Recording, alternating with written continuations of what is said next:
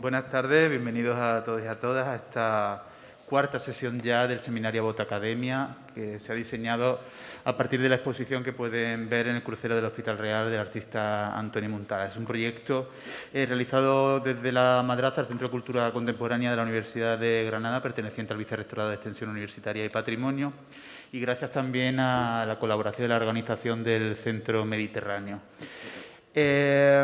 Bueno, esta tarde, como en el resto de sesiones, la mesa va a estar moderada por Aurora Álvarez Wenger, a la que le agradezco ya la coinspiración en este seminario, como así han hecho también un conjunto de profesores, compañeros, investigadores de esta universidad, que decidieron aceptar la invitación para poder diseñar este conjunto de mesas redondas en las que nos estamos interrogando por el presente y futuro inmediato de la universidad, de la academia. Así que, Aurora, muchísimas gracias por estar aquí en tu casa, ¿no? y por haber aceptado esta invitación.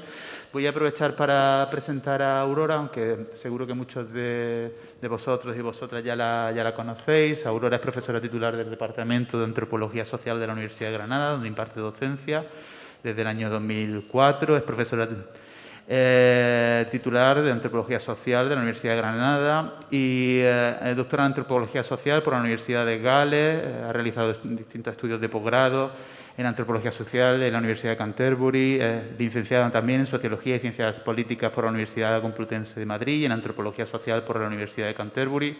Es miembro del Laboratorio de Estudios Interculturales del Instituto de Investigación de las Migraciones de la Universidad de Granada. Y bueno, entre los principales intereses de investigación tiene los procesos de representación de las identidades, la etnicidad, etnografía, migración y estudios de género. Lleva desde la última década pensando y escribiendo sobre otras formas de investigar desde las metodologías colaborativas y fruto de ese trabajo, pues bueno, tiene multitud de artículos, publicaciones, escritos por ella misma o en colaboración, como investigaciones en movimiento, etnografías colaborativas feministas y decoloniales, habitar la investigación en la Universidad Neoliberal y Eurocentrada, la etnografía colaborativa como apuesta por lo común y la subjetivación política, etcétera, etcétera, etcétera. Sería muy largo explicitar su currículum completo. Simplemente estas breves notas sirvan como para, ¿no?, entender también por qué Aurora está esta tarde aquí, y yo le voy a dar paso a ella para que también presente a los distintos miembros de esta mesa, a los que también les agradezco la gran deferencia, ¿no?, por querer acompañarnos esta tarde. Viene en formato online. Maribel, Sebastián, buenas tardes, muchísimas gracias por acompañarnos.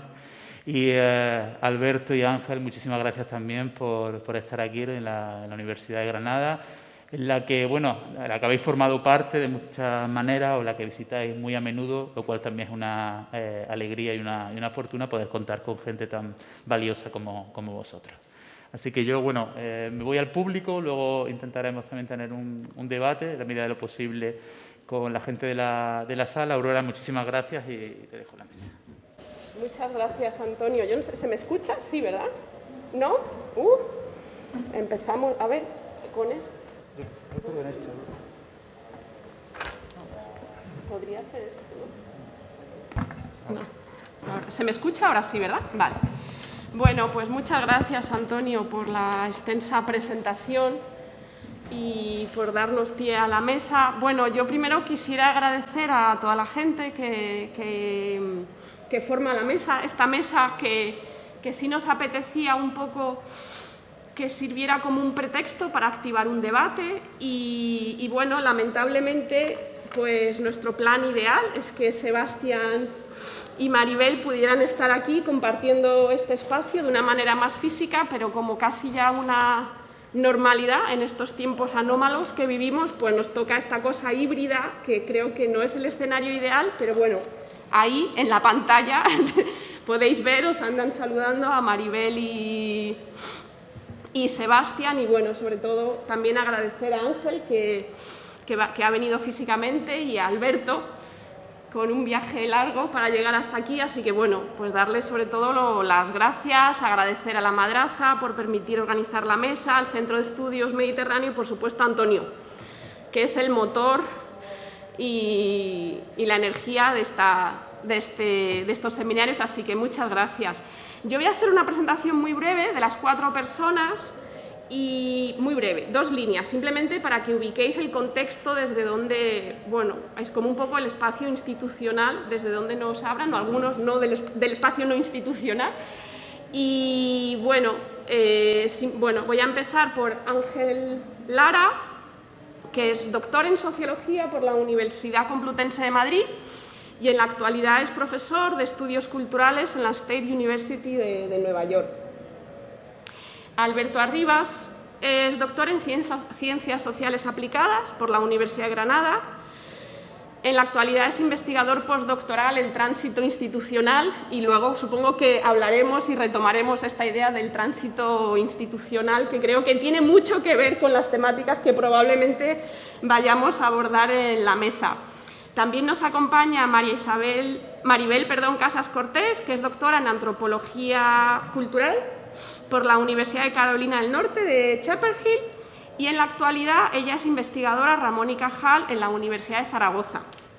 Y Sebastián Covarrubias, que es doctor en Geografía por la Universidad también de Carolina del Norte de Chapel Hill, en la actualidad es investigador del Departamento de Geografía, corrígeme si me equivoco, y Ordenación del Territorio del Área de Geografía Humana en la Universidad de Zaragoza. O sea que, bueno, tenemos una mesa como bastante interdisciplinar y el objetivo que sí nos proponíamos en esta mesa, o un poco cuando yo lancé la propuesta a los compañeros y a la compañera, es que tratásemos de activar una conversación. O sea, no es un espacio que, es verdad que a lo mejor este formato es un poco complicado, pero el objetivo no es tanto que cada uno hable durante 20 minutos, sino el pretexto que nos convoca aquí hoy es tratar de generar una conversación. Yo esto que creo, ahora estando aquí, según lo digo, me suena muy extraterrestre, porque claro, digo, una conversación entre 2 personas que ni están aquí,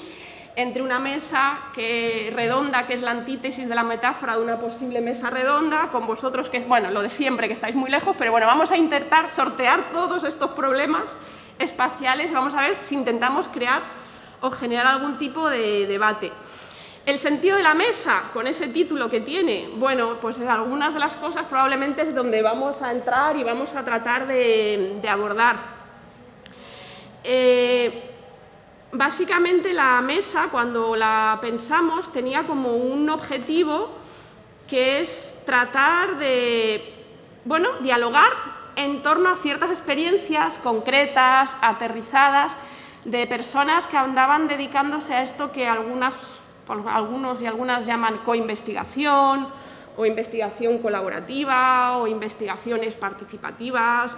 Bueno, yo creo que sobre todo, más allá de la cuestión normativa de cómo se nombra, pero y si queréis también podremos debatir sobre ello, lo que hay de fondo, lo que comparten todas las personas, es todo, pues yo creo, las personas de esta mesa, es como un interés en torno a una posicionalidad, a un habitar, a un ser y estar, desde un punto de vista metodológico y epistemológico. Es decir, son personas que por su trayectoria se están pensando sobre otras formas posibles de investigar, desde este espacio en el que nos encontramos. El jueves pasado aquí hubo una mesa en la que nos hablaban de las subjetividades endeudadas y nos hablaban de la figura del profesor asociado como esas subjetividades endeudadas, pues, que habitan una precariedad material que hacen casi imposible hacer frente, ¿no?, a las obligaciones de las labores docentes. Bueno, en la mesa de hoy, sobre lo que queremos hablar, que también tiene que ver con esas muchas precariedades materiales, son sobre las prácticas de investigación. Esas prácticas de investigación que algunas personas llaman comprometidas o implicadas. ¿Qué es eso? ¿A qué remite? ¿Por qué? ¿O para qué? Su sentido, ¿no? En gran parte del mundo actual, yo creo que podríamos compartir que el ecosistema social se caracteriza por dinámicas atravesadas por la velocidad, contingencia, muchísimas dinámicas de precarización, y las vidas están atravesadas por una absoluta individualidad y hasta racionalización instrumental del cotidiano. Todas esas dimensiones están muy presentes también en nuestras investigaciones. Uno de los objetivos que tiene la mesa es, bueno, cómo hacemos frente a todos esos tipos de escenarios, ¿no?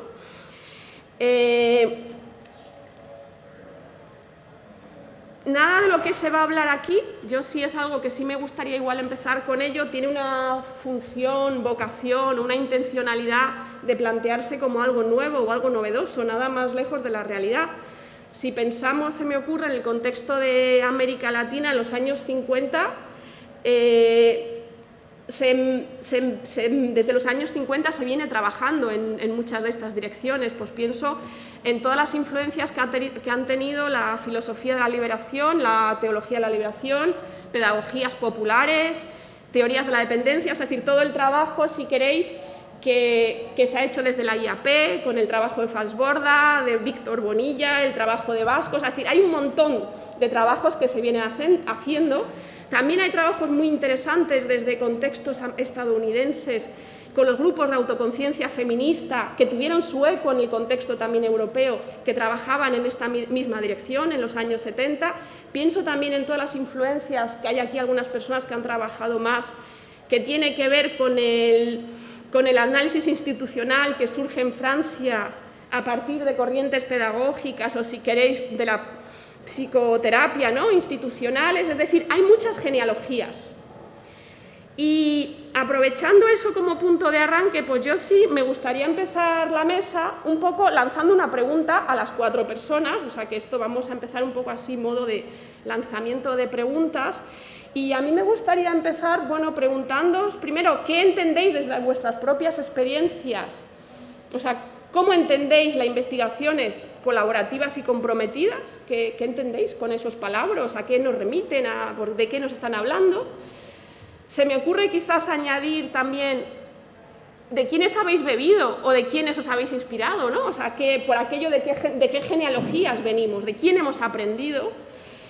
Y un último momento quizás, ¿por qué y para qué desplegar dichos dispositivos de investigación? O sea, que yo sé que es una cosa como muy amplia, pero os lo lanzo ahí y a ver, no sé, por empezar un poco a abrir el debate.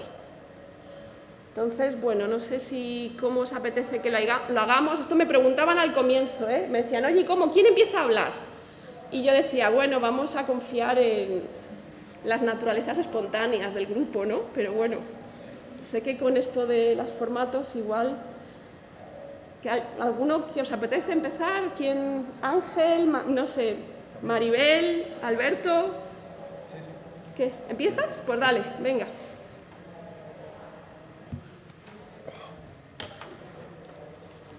Ahora os veo, ahora sí. ¿Me escucháis bien, verdad? ¿O no? Se escucha, ¿no? Bueno, pues buenas tardes a todos y a todas. La verdad es que es un alegrón estar aquí, ¿no? Como ha dicho Antonio en la presentación, yo hice aquí mi tesis doctoral. Esto fue durante años mi casa, para lo bueno y para lo malo. Hay mucho amor y mucho odio con esta universidad, ¿no? Y bueno, y es muy bonito estar de vuelta aquí. Hay mucha gente aquí sentada con la que me unen muchos afectos y muchos aprendizajes, y toda la gente que está en la mesa es gente a la que admiro, ¿no? Yo me siento muy privilegiado de estar en esta mesa, y quiero agradecer a Aurora por haberlo organizado, a Antonio y a toda la gente del Centro Mediterráneo también por haberlo hecho posible, y bueno, a Sebastián, Maribel y el amigo Luis, por Ángel Luis, por todas las cosas compartidas y por esta nueva cosa compartida, ¿no? Entonces, yo quería empezar hablando por hacer un poco de trampa, porque hace un tiempo Aurora nos mandó las preguntas y había una primera que es la que yo más me he preparado y ahora no la he dicho. Entonces, si empiezo a hablar, entonces ha sido como, joder, voy a empezar yo y entonces puedo empezar hablando de esa. Pero esa viene después. Joder. No, pero es por crear un poquito de ambiente un poco menos prefabricado, así como un poquito más, en la medida posible, espontáneo, pero bueno. Vale. Si quieres cambia el orden, cambia, a mí me da, no me importa, que si quieres decir... 5 ideas muy simples para generar para provocar un poco y abrir esa conversación. bueno, ver si la gente está de acuerdo, si no, qué os sugieren estas 5 ideas, ¿no? Un poco de pensar la academia, pensar la universidad, no solo la investigación como una de las partes de lo que ocurre en la academia, pero una primera entrada un poco más amplia, más abstracta. Y de hecho los 5 puntos que voy a decir van de más abstracto a más concreto, de más lejano a más acá, ¿no? Entonces la primera idea es que la universidad como institución está en crisis dentro de una crisis civilizacional mucho más amplia, ¿no? No se puede pensar la crisis de la universidad sin pensar una crisis mucho mayor del sistema mundo moderno, ¿no? Wallerstein decía: la evolución de las estructuras del saber forman parte de la evolución del sistema mundo moderno. La crisis estructural de una de ellas es la crisis estructural de la otra, ¿no? La crisis estructural de los regímenes de saber es un eco de la crisis estructural del sistema mundo moderno, ¿no? Y terminaba esta cita con una idea muy potente, ¿no? Que es la batalla por el futuro se peleará en ambos frentes, ¿no? Parece que cuando estamos hablando de conocimiento estamos hablando de algo como muy abstracto, muy poco, que no tiene materialidad. No, o sea, los regímenes de saber, poder, tienen una incidencia directa en qué pasa con nuestras vidas, ¿no? Entonces, esta primera idea, institución en crisis dentro de una crisis civilizacional más amplia.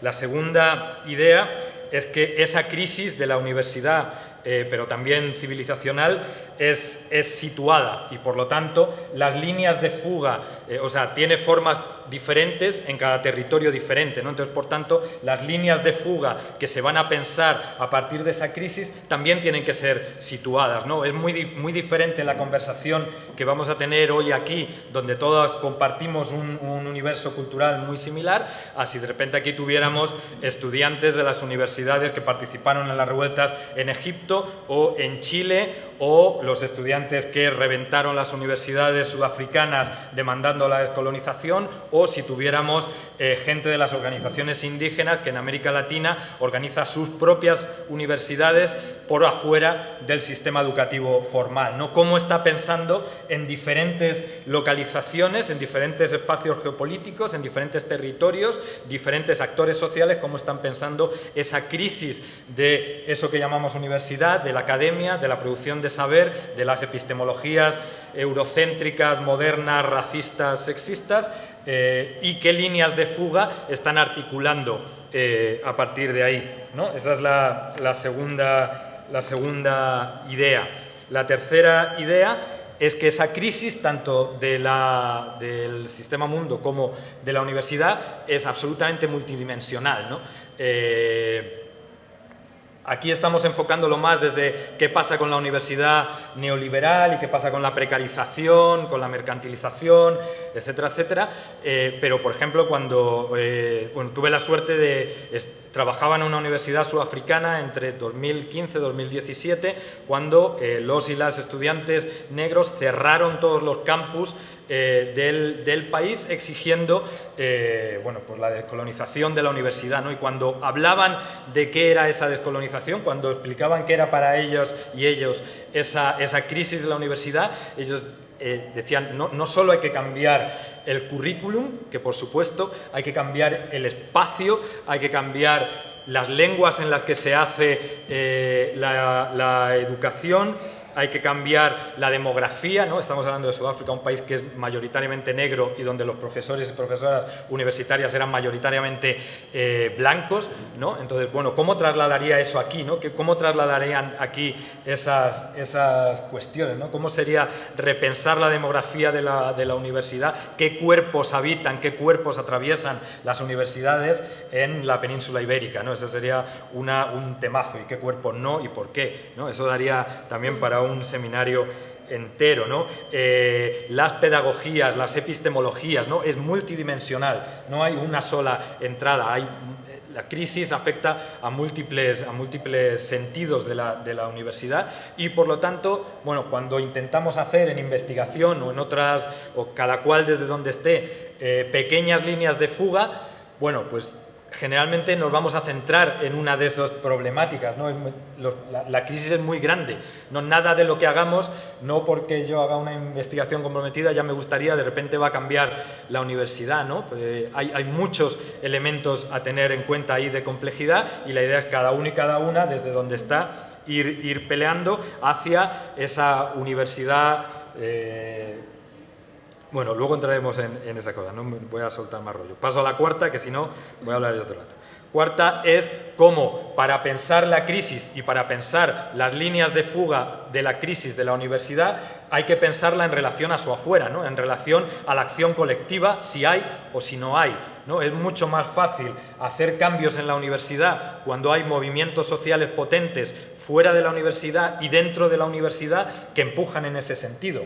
Es más difícil, pero es todavía posible si hay movimientos sociales fuertes fuera de la universidad que empujen, o si solo hay movimientos dentro de la universidad que intenten empujar. Pero yo creo que estamos en un momento donde la acción colectiva dentro y fuera de la universidad, aquí en este territorio, está bastante erosionada, ¿no? Está muy pobre. Entonces así es difícil pedir o imaginar cambios fuertes, ¿no?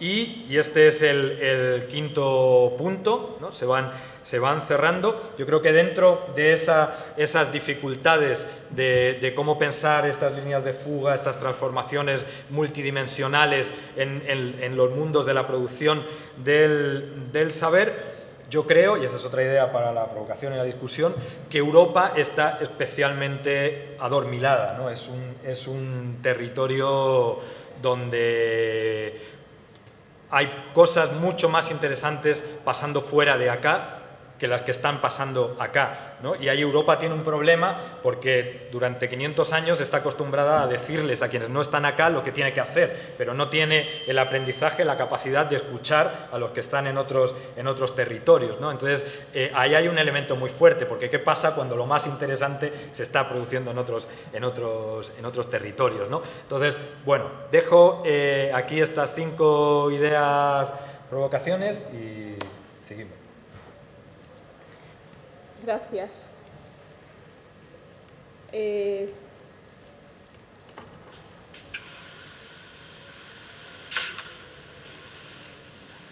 ¿Sí? ¿Os animáis, Sebastián? Nos animamos. Venga. Sí. Darle. Nos animamos. Y lo primero también, daros las gracias. ¿Se oye bien? Sí, perfecto. Si hablo así con el micrófono. Se oye bien, ¿eh? Perfecto, gracias. Sí. Vale. Daros las gracias otra vez por darnos esta oportunidad y sobre todo de aceptar este formato híbrido incómodo para lograr esta conversación que quería Aurora, en ese sentido incómodo. Por lo demás, incómodo porque ojalá sea productivo.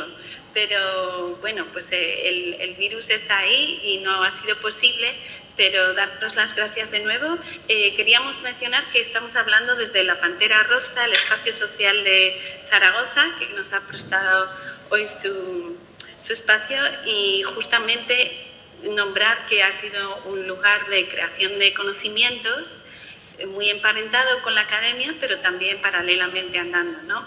Y pues muchas de nuestras experiencias concretas, un poco para seguir a Alberto, a ver, él hablaba justamente de esos cambios tremendos a nivel estructural y a nivel multidimensional, y un poco para aterrizarlos, ¿no?, en las vidas cotidianas, pues sí que queríamos contar, y creo que Aurora nos insistía en eso, de compartir experiencias, ¿no? Entonces, bueno, pues como sabéis, desde la vida académica norteamericana nos han pasado varias aventuras, y eso que hablabas de los sujetos, no sé cómo lo decías, Aurora, que hablabais de esas precariedades materiales el otro día. Pues simplemente, pues solamente por empezar ahí a la escala corporal, por así decir, y de la cotidianidad, pues lo que parecía un poco la Torre de Marfil, donde ibas a estudiar el doctorado sin pagar las matrículas a cambio de dar clases y dar tu mano de obra. Entonces ibas durante el doctorado, haces tu seminario, pero también enseñas.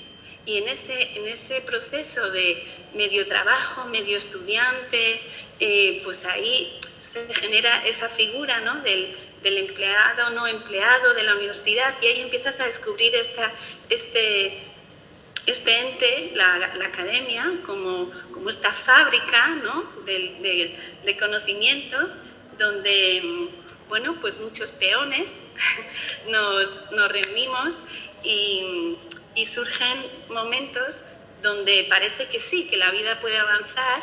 Y me acuerdo que en nuestra generación de antropólogas hubo un baby boom.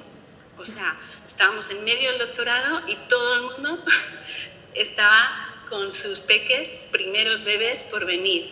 Y te lanzabas porque parecía que sí, que daba de sí, que el dinerito que te daban por hacer teaching assistant daba de sí, hasta que resulta que no hay maternidad en Estados Unidos y de repente se te corta el sueldo, no hay nada entrando en tu cuenta por muchos meses, y de repente lo que parecía que se sostenía se volvía, caías en la línea, el poverty line, que dicen, ¿no? De repente el Estado te manda food stamps, cartas de racionamiento. Podías ir con unos papelitos al supermercado a que te dieran peanut butter, la mantequilla de cacahuete y leche, tal. Y esto es un estudiante de doctorado, profesor de muchas clases en la universidad, ¿no? Desde ahí, nosotros hemos visto la academia como un espacio de supervivencia. O sea, pues por muchas pericias y precariedades materiales que pasaras, viniendo en mi caso de la España vaciada de Castilla, o Sebastián de un Nueva York donde los niveles de desempleo son muy altos, la universidad ha sido un espacio de supervivencia, de poder generar esas vidas y seguir espacios reproductivos y seguir con la vida, ¿no? Entonces, solo se puede seguir habitando ese espacio tan curioso que es la universidad si sigues, y tú lo llamas como ser mercenario o algo así, como si sigues ciertas exigencias que te cortan las alas, ¿no? En el sentido de... Y Aurora nos dijo, ¿cuáles son esas exigencias? Bueno, pues nosotros hemos identificado las que más nos han cortado las alas, por así decir, para acumular esos méritos que te permiten sobrevivir en este espacio. Pues es ¿quién produce? O sea, dentro de que eres un knowledge worker, ¿no?, un trabajador del conocimiento, ¿quién eres? ¿Cómo produces? ¿Tú solo o con varios? En el momento que pones muchos apellidos no cuenta. Entonces la producción colectiva en la academia se castiga, y desde el principio tuvimos que aprender a que para sobrevivir y que te siguieran contratando por pura mercenario, es como, bueno, hemos escrito juntos este artículo, pero pon aquí tu apellido y en el siguiente pongo el mío. Eso a nivel de pareja académica, que hemos trabajado siempre juntos, desde la geografía, antropología, haciendo análisis colectivos juntos. Pero no solo eso, sino con nuestro grupo, nuestro colectivo también de investigación militante de mapas, nos pasaba lo mismo. Siempre nos turnábamos, lo escribíamos juntos, investigábamos juntos, pero luego bueno, a ti te toca poner el apellido ahora y la próxima vez a mí. Y ya sabíamos que había esta exigencia, ¿no? Entonces, como artimañas, cómo hacer esas the weapons of the weak, ¿no? Esas artimañas, esas estrategias para seguir sobreviviendo. ¿Dónde publicas?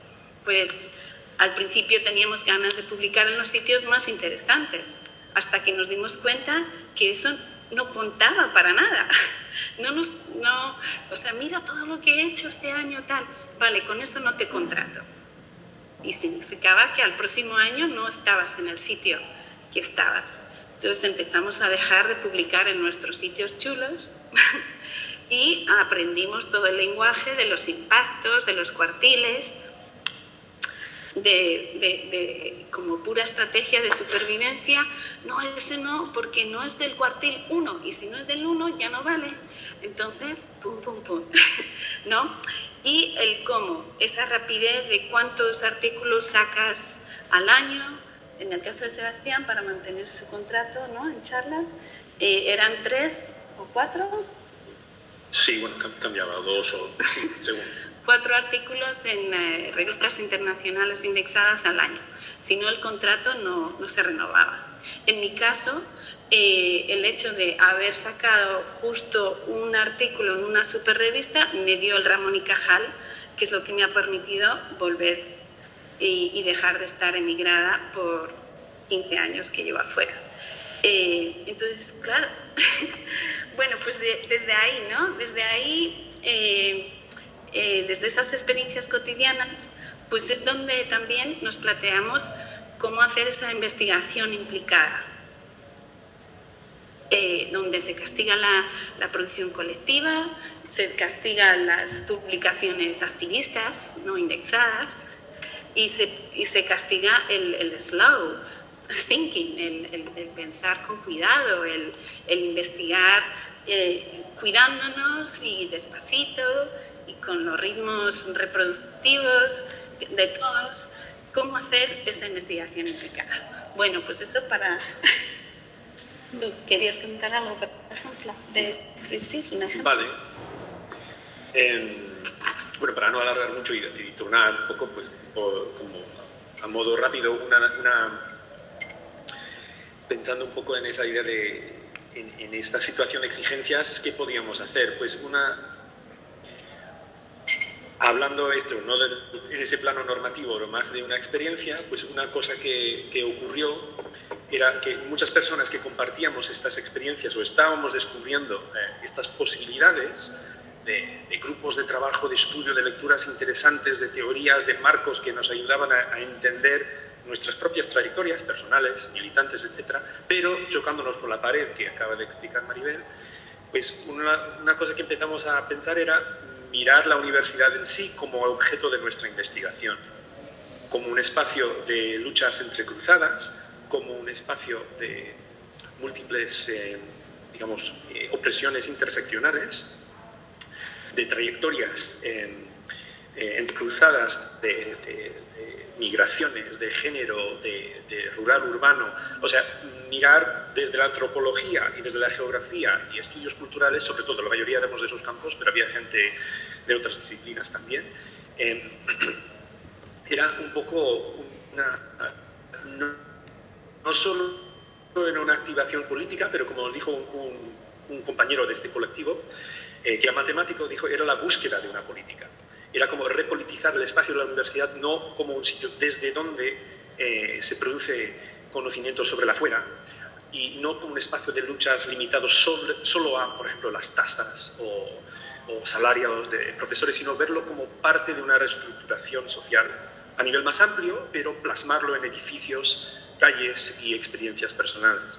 Entonces eso era un poco... Muchas veces teníamos que compaginar como sobrevivencia qué eran nuestros temas para la tesis o para sacar una publicación con este proyecto colectivo sobre la universidad como espacio. O sea, se solapaba, utilizábamos a veces los mismos marcos teóricos, incluso alguna publicación, pero entendíamos que no siempre se permitía dentro de la universidad o dentro de esos cauces de publicación sacar a luz estos experimentos metodológicos, ¿no? Por ejemplo, intentar hacer derivas de estudiantes, limpiadoras, bibliotecarias, etcétera, en la universidad, sacar eso, las conversaciones, citas. Se podría producir un artículo sobre eso, pero si facilitaría el proceso, pues había la duda, no estás acaparando su producción, pero y también cómo vas a justificar esa investigación en una revista científica. Entonces la idea era como, pues lo tenemos un poco al lado, pero llevar eso a cabo uno o una pareja o 3 personas no era sostenible. Entonces, con un colectivo de varias personas, era como que podíamos aportar a esta politización o repolitización del espacio universitario. pero siempre teniendo en cuenta que necesitamos estos momentos de sobrevivir. Entonces, si te toca a ti terminar defender tu tesis o te toca buscar un contrato y te van a entrevistar, pues mira, te apoyamos a sacar esto y a hablar sobre esto que hemos hecho juntos, pero pon tu nombre para esta revista. Luego, en los congresos o encuentros de mapeadores, de activistas estudiantiles, etcétera, lo presentamos de otra manera. Era como a tener un poco cara de Jano, realmente, y aceptar esa contradicción, que era difícil. A veces había riñas y roces, pero hay como estar muy explícito, al menos entre los miembros que participaban en estas cartografías, que era nuestra metodología principal, era aceptar que había este cara de Jano. Aquí tienes un poco la página web, se llamaba 3Cs, 3Cs, Colectivo de Contracartografías, que bueno, se llama así, perdón, sigue activo, aunque un poco menos juntos porque estamos todos dispersados en diferentes lugares, pero ahí empezó en Carolina del Norte, y lo que vimos, lo que resonó, que nos pareció curioso, es que otras personas en otras universidades, incluso en otros países, empezaron a encontrar eco. Entonces, este mapa, por ejemplo, es de un proceso sobre estudiantes y trabajadores en una universidad del Reino Unido. Entonces, ver la universidad, por ejemplo, como un sitio de política migratoria, como una frontera, como un reclutador de mano de obra extranjera, tanto de estudiantes, profesores, limpiadoras, etcétera, etcétera, etcétera. Y era como replantear también nuestras luchas desde el espacio universitario. No necesariamente como un sitio privilegiado, pero simplemente que lo habitábamos nosotros y teníamos que pensarlo. Bueno, no sé si me estoy alargando, pero era un poco este esfuerzo de cómo podíamos hacer un trabajo de intervención colectiva, pero también teniendo en cuenta que había estas trayectorias individuales que, para mantenerse a veces dentro de la universidad o al margen, pero para mantenerse simplemente necesitábamos a veces aprovechar las mismas herramientas o incluso productos. Y es un equilibrio delicado, pero solamente decimos que una experiencia nuestra era como aceptar la impureza, ¿no? O sea, tenemos una postura, digamos, normativa, pero entendemos que hay momentos de rotura, ¿no? Y donde tenemos que aceptar estos, de momento, para sobrevivir, para sacar a luz ese niño que estás esperando, para que tu amiga puede sacar ese libro de traducción que le va a pagar el alquiler, que este tipo de luchas más micro, digamos. Bueno, paramos de ahí para circular la palabra, perdona. Gracias, Sebastián. Creo que me toca a mí ahora. Te toca. Hola. Bueno, yo antes quería agradecer a Aurora y a Antonio la invitación, la posibilidad de participar de esta conversación, que como persona coherente con la racionalidad académica siente pánico frente a las conversaciones, ¿no? Porque se supone que en la academia, cuando ocupamos determinadas posiciones, lo que hacemos es simplemente relacionarnos en función del monólogo, la práctica del monólogo, ¿no? Cada uno suelta su historia, hay poca conversación en general en este tipo de espacios, y cuando a uno le convocan a conversar, pues le surge un sudor frío, que es el que tengo yo ahora.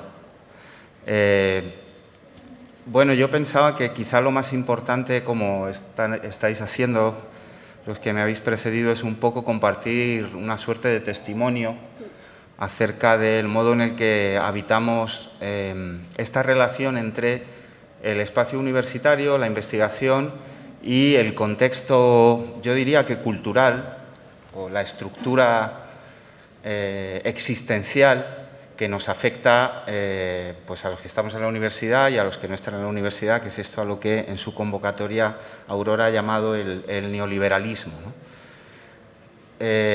Preguntabas antes acerca de la investigación colaborativa, porque a lo mejor hay gente que no está familiarizada con el asunto, y para mí la investigación colaborativa es simplemente una manera de habitar esa estructura existencial que impone el régimen neoliberal en el ámbito en el que yo vivo fundamentalmente mi actividad, que es el de la universidad. O sea, de algún modo, la investigación colaborativa, con sus propuestas metodológicas y epistemológicas, lo que posibilita es vivir de otro modo, y me voy a ir a lo que acaban de decir los compañeros que me han precedido, vivir de otro modo la posibilidad de sobrevivir a la universidad, ¿no? Porque no es solo sobrevivir en la universidad, sino también sobrevivir a la universidad, ¿no? Y en ese sentido, pues encuentro muy fácil ahora la conversación después de haber escuchado, porque fruto del pánico que tenía, ¿no?, al silencio, yo he dicho, no, yo me voy a preparar mi monólogo, ¿no? Me da igual, luego finjo, porque también estar en la universidad también tiene que ver con la capacidad que tienes de fingir todo el rato, ¿no?, como estrategia de supervivencia. Luego finjo que estoy conversando, pero yo en realidad voy a... Claro, lo que me he encontrado es que en realidad la centralidad que se ha concedido aquí, por ejemplo, que se ha dicho una palabra varias veces, supervivencia, pues era uno de los elementos fundamentales de mi testimonio, ¿no? Cómo se hace investigación desde la supervivencia, ¿no?, que es uno de los elementos centrales del modo de vida que habitamos, ¿no? Y cuando Alberto ha iniciado, bueno, tengo 5 puntos, de repente he dicho, pero si yo también tengo 5 puntos, ¿pero qué clase de secta es esta, ¿no? ¿Qué clase de conexión? Entonces, para mí la investigación colaborativa es tratar de habitar mis 5 puntos de la manera más democrática posible. Y como precisamente este régimen existencial al que llamamos neoliberalismo, una de las claves, yo creo que de comprensión, es entenderlo como la imposibilidad de la experiencia democrática, pues implica desafiar ese régimen a partir de la investigación que podemos o no podemos hacer, porque yo no tengo nada claro que se pueda o no se pueda hacer, ¿no? Esos 5 puntos para mí, el primero de ellos, y solamente voy a hablar de 2, porque si no, pues me daría el monólogo y sería espantoso. El primer punto para mí es la perplejidad. Yo no sé vosotros y vosotras, pero en mi testimonio, que es lo que os estoy compartiendo, mi posición básica, antes Aurora hablaba de posicionalidad epistemológica y metodológica, bueno, mi posición epistemológica básica es la perplejidad. O sea, yo creo que estamos sujetos a un modo de vida definitivamente abrumado, en el que es imposible cualquier plano de certeza, y en el que se erosiona al máximo la práctica de las explicaciones. Porque yo creo que hay que reconocer, ¿no? Yo como sociólogo creo que hay que reconocer honestamente que ese mito del oráculo que se le otorga a la academia ya no funciona. Y hay que reconocer que fundamentalmente los que habitamos la academia no sabemos, no entendemos, no somos capaces de construir explicaciones, ¿no? Y yo creo que el primer punto de partida, tal vez, de una investigación colaborativa en la relación entre universidad y neoliberalismo es reconocer que a partir de una inclinación ética hacia la honestidad vivimos en un estado de perplejidad. Cuando yo pensaba este asunto de la perplejidad para participar de la conversación, me acordaba de Walter Benjamin, en el libro de Pasajes, cómo él entiende o propone que se entienda la idea de progreso, que yo creo que es una idea importante para revisar en el tiempo en el que vivimos, ¿no? Y Benjamin dice, el concepto de progreso debe estar fundamentado en la idea de la catástrofe. La catástrofe es el hecho de que las cosas sigan como están. No es lo venidero, sino lo dado. Claro, cuando uno habita la catástrofe, que es lo que estamos habitando, surge la perplejidad porque la profundidad de la catástrofe que nos habita, yo no sé si os ocurre, a vosotras, a vosotros, nos ha superado de algún modo. De alguna manera, incluso las personas más jóvenes que podáis estar aquí, en términos de sistemas de pensamiento, formas de subjetivación, herramientas que nos puedan aportar claves para entender, somos hijos e hijas del siglo XX, de alguna manera, ¿no? En la academia, sobre todo, y en las ciencias sociales, que es donde yo vivo, cada vez eso es inevitable. Y yo, la verdad, cada vez encuentro menos capacidad, si no yo ya la he perdido completamente, para habitar otra posición investigadora que no sea la de no entender nada, estar perplejo. Y con Benjamin, como ahora ando investigando cuestiones que tienen que ver con el cante jondo y la cultura flamenca y tal, me acordaba de una canción de Lolo y Manuel, ¿no?, en la que en otra época decían que todo es de color, que dice: de lo que pasa en el mundo, por Dios que no entiendo nada. El cardo siempre gritando y la flor siempre calla. Pues yo creo que Lola y Manuel nos sirven de algún modo para encontrar un eco a dónde estamos y hacernos la pregunta de si la investigación colaborativa, cómo desde ahí se aborda de no tener capacidad de explicar ni de entender prácticamente nada, ¿no? Y me parece que reconocer eso, reconocer el estado de perplejidad, es en sí ya una posición que de alguna manera se disocia o desafía a la razón neoliberal. Porque la razón neoliberal te exige en todo momento el que asumas una empresarialidad de ti mismo, que inevitablemente es narcisista, porque todo el rato tienes que estar vendiéndote a ti mismo. Y claro, en esa racionalidad, reconocer que tú no tienes valor a la hora de dar explicaciones porque no entiendes nada, ya como gesto inicial para la investigación me parece que es un desafío a la razón neoliberal.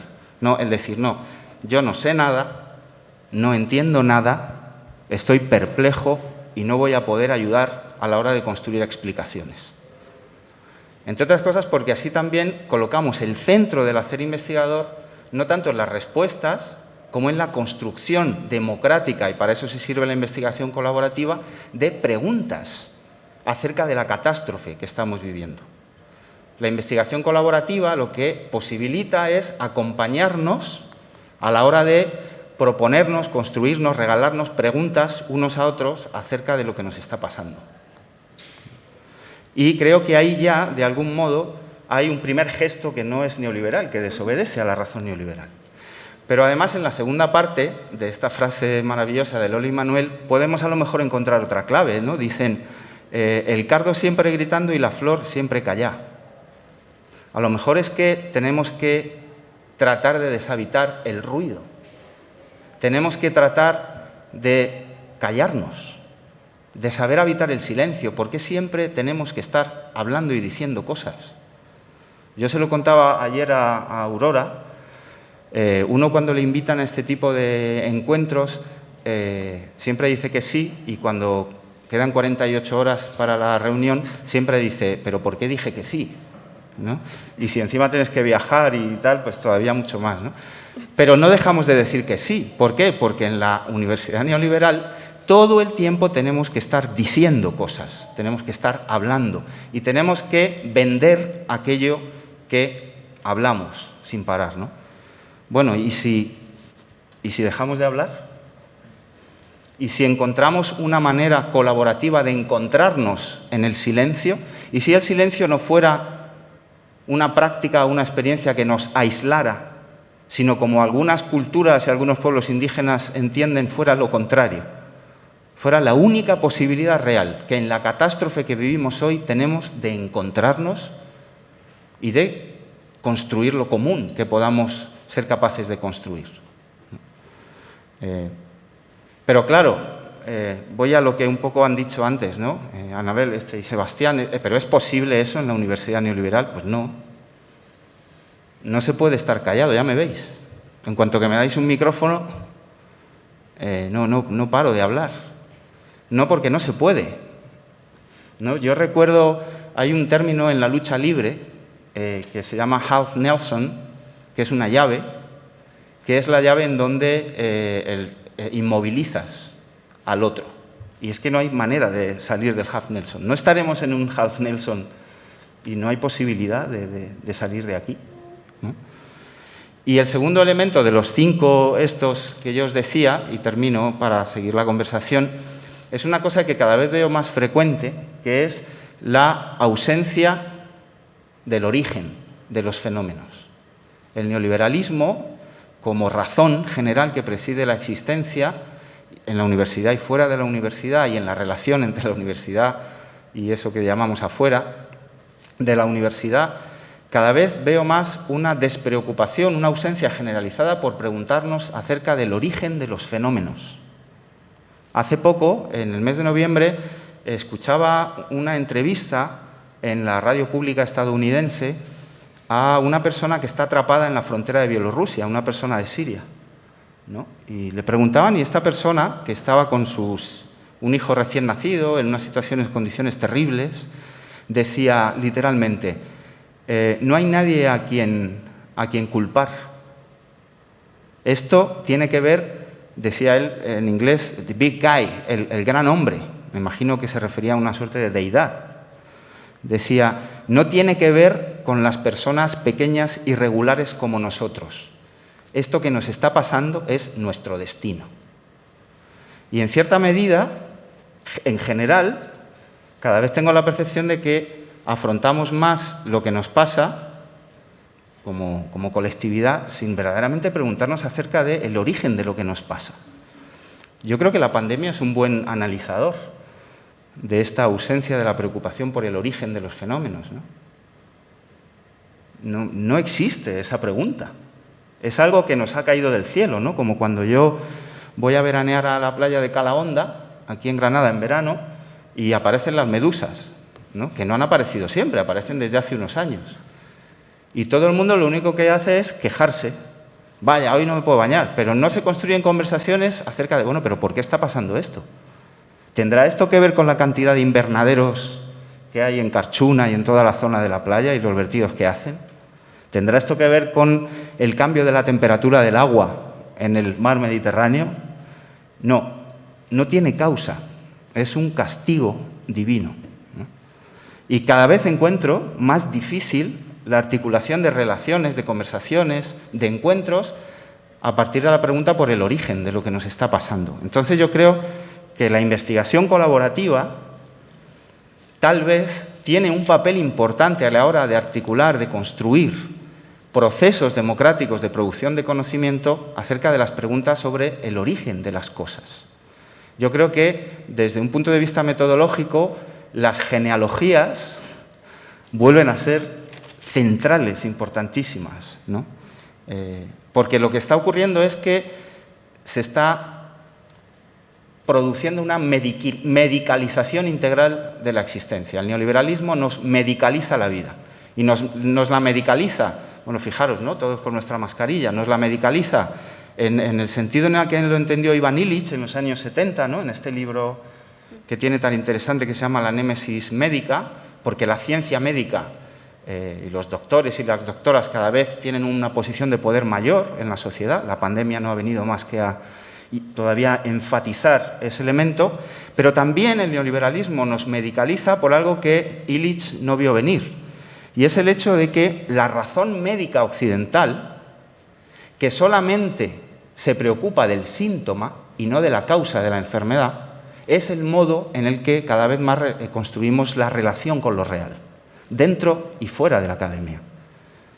Solamente cómo tratar el síntoma. Fijaros la vacuna como paradigma, ¿no? Que el poder político y sobre todo cada vez más el económico se empeñan en decirnos que es la solución. Bueno, desde el punto de vista terapéutico tendrá un papel, evidentemente, pero no es la solución de lo que nos está pasando. Pero claro, si carecemos de la pregunta acerca del origen, nos comportamos como la ciencia médica, solo curar el síntoma, el problema da igual. ¿Qué me ha originado eso? La medicina no le interesa eso, ¿no? Y en ese sentido yo creo que también, ya termino, por hilar con una de las cuestiones con lo que ha iniciado Alberto, que me ha descolocado un poco, creo que las palabras, los conceptos también son importantes en esta coyuntura, en este modo de existencia neoliberal. Tener cuidado con el lenguaje, ¿no? Porque muchas veces entendemos que el lenguaje, y eso por ejemplo el movimiento feminista ha sido desde siempre muy pesado, afortunadamente, en esto del lenguaje, ¿no? La lengua no es algo que utilizamos, la lengua es lo que somos, ¿no? Este gran biólogo de la cultura, que es Humberto Maturana, tiene un libro maravilloso acerca de esto, ¿no? Somos lenguaje.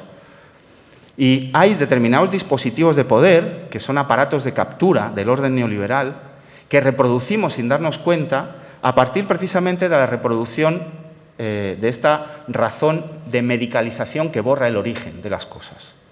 Y una es, yo creo, modestamente lo introduzco como elemento para la conversación y el debate, es la idea de crisis. Yo no creo que estemos en una crisis. Estamos en una catástrofe total y absoluta. La crisis, y hay un pensador francés muy interesante, Frédéric Neyrat, que tiene un libro sobre la catástrofe, y como él entiende la crisis, es como un medio por el cual una estructura tiende a conservar su estado por todos los medios. Es el dispositivo que nos sirve para separar dos puntos idénticos. Porque de la manera en la que neoliberalmente, ¿no?, el neoliberalismo nos hace internalizar el riesgo, la crisis aparece como un medio para no cambiar nada. Es un operador de continuidad. La crisis es un momento en el que nos permite volver a lo que había antes. Solucionar una crisis, aceptar el concepto de crisis, es aceptar que la estructura de lo que nos pasa no es el problema. Que podemos dar rienda suelta a esta ficción de que se puede volver a lo que había antes, como si lo que había antes no fuera el verdadero problema. Entonces, bueno, creo que la investigación colaborativa, en su trabajo con las genealogías, en sus preguntas y no respuestas, en este estado de perplejidad, nos puede servir para democratizar la relación de unos con otros, de unas con otras, de colectivos, de comunidades, acerca de esta suerte de desencantamiento que con urgencia necesitamos ya producir de manera democrática. Estamos atrapados en la ausencia absoluta de origen de lo que nos está pasando.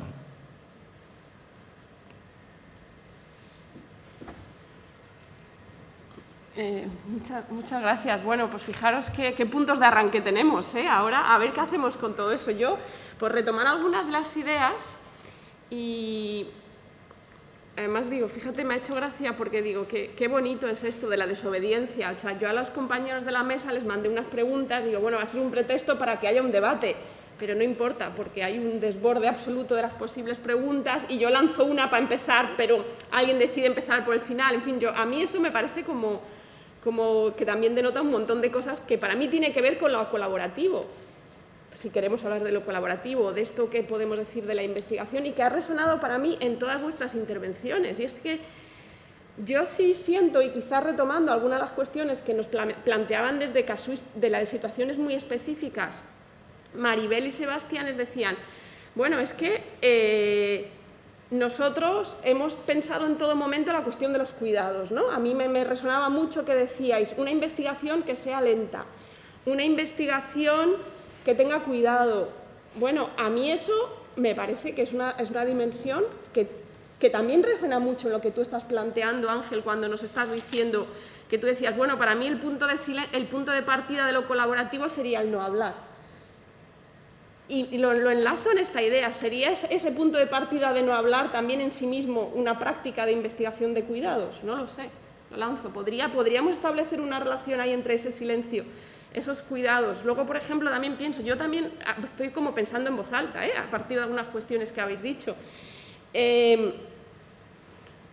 A partir de la experiencia de Maribel y Sebastián, ellos decían que había una cuestión que yo creo que les interpelaba mucho, que es la cuestión de lo colectivo.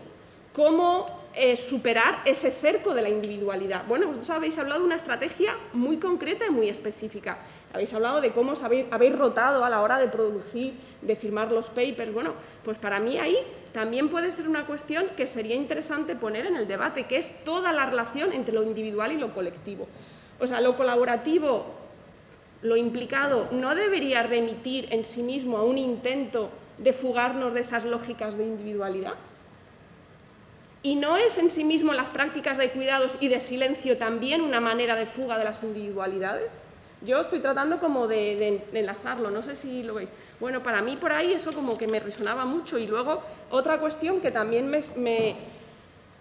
que habéis planteado, no tanto creo que Alberto, ¿no?, y Ángel, pero sí también Maribel y Sebastián, sobre todo Sebastián, tú hablabas de la necesidad de politizar la universidad.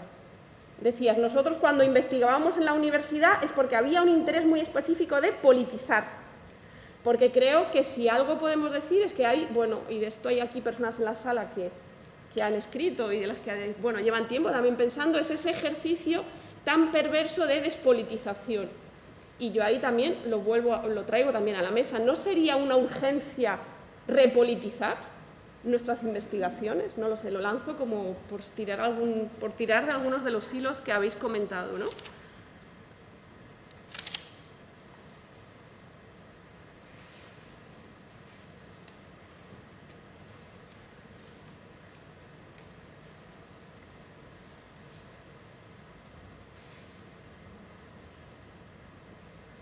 Creo que le tienes que dar otra vez, ¿no? A ver.